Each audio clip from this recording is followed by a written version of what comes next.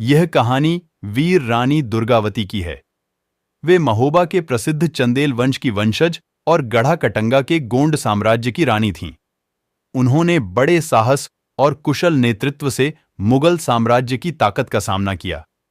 उन्होंने अपने समय की कई अन्य महिलाओं की तरह दुश्मन के हाथों में पड्डेशने के बजाय मौत को गले लगाना स्वीकार किया। उनका नाम प्रचंड रूप वाली हिंदू देवी दुर्गा के नाम पर रखा गया था। दुर्गावती स्वयं दुर्गा का मानव अवतार साबित हुई। दुर्गावती का जन्म 5 अक्टूबर 1524 को कालिंजर में हुआ था, जो उत्तर भारत के उत्तर प्रदेश राज्य के बांदा जिले में स्थित मध्यकालीन भारत के सबसे अभेद्य किलों में से एक था। यह उनके पिता रथ और महोबा के राजा एवं प्रसिद्ध चंदेलों के वंशज सालबान के नियंत्रण में था, जिन्होंने खज्जुराहो के मंदिरों का निर्माण किया था एवं महमूद गजनी के हमलों को भी रोका था। ऐसा कहा जाता है कि चूंकि उनका जन्म दुर्गाष्टमी के दिन हुआ था, इसलिए उनके माता पिता ने उनका नाम दुर्गावती रखा। 18 साल की उम्र में उनका विवाह गढ़ाकटंगा के गोंड राजा संग्राम शाह के पुत्र दलपत शाह से हुआ।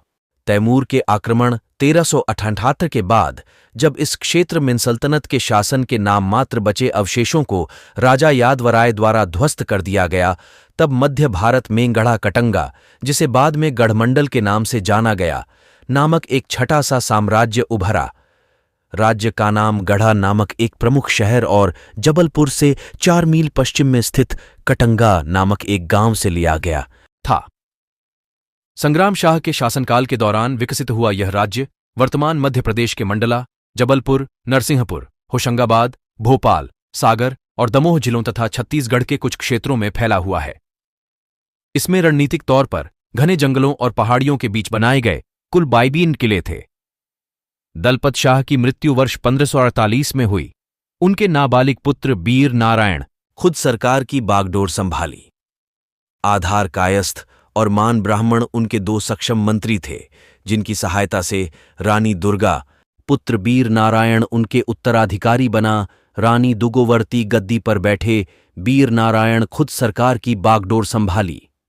आधार कार्यस्थ और मान ब्राह्मण उनके 2 सक्षम मंत्री थे, जिनकी सहायता से रानी दुर्गावती ने राज्य का प्रशासन किया और उसे इतना समृद्ध कर दिया कि लोग सोने के सिक्के और हाथी दे कर का भुगतान करने लगे।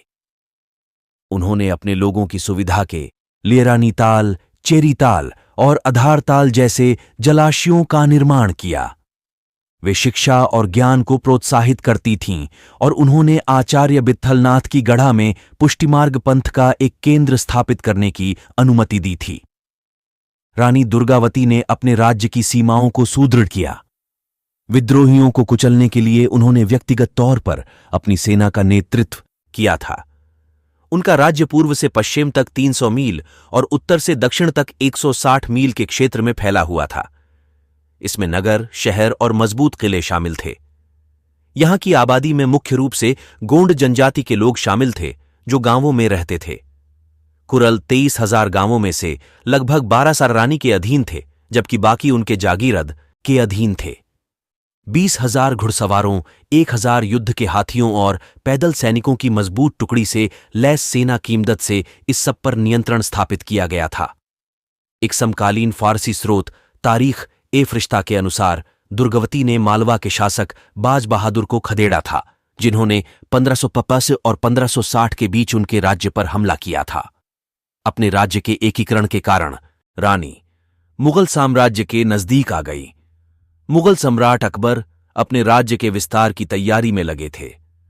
1562 में अकबर ने बाज बहादुर को पराजित किया और मालवा को मुगल साम्राज्य का हिस्सा बनाया। जल्द ही मुगल सेनापतियों ने रीवा और पन्ना के राज्यों पर भी कब्जा कर लिया। केवल कुछ ही समय में वे रानी दुर्गावती के दरवाजे पर दस्तक देने वाले थे।